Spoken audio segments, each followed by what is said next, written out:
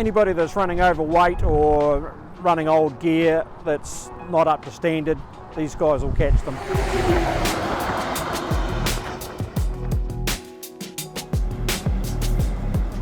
We took a lot of time to listen to community views on the Commercial Vehicle Safety Centre in Rakaia, really around the safety of the site, and in the end we've decided to split the site into a northbound and a southbound site.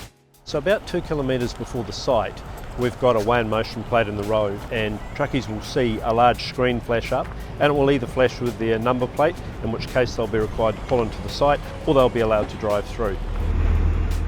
So when drivers get pulled in here, they can expect to get the usual same things they get on the highway. So we would inspect their licence and their logbook obviously, and the vehicle. For the drivers, they'll be breath tested. We don't intend to try and hold them too long, but just an inspection of the vehicle and themselves. Currently we've got limited data to help us, and these sites will start to capture data 24/7 for every vehicle that goes across the weigh in motion technology in the road, and we'll be able to start to use that data to really target where issues exist and how we can intervene to make things safer.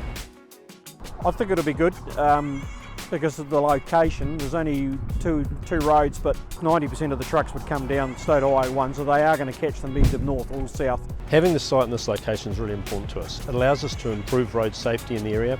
It allows us to increase productivity by only focusing on non-compliant vehicles, and it also means that we can really start to focus on ensuring that everyone pays their fair share in the road taxes that are needed to be paid.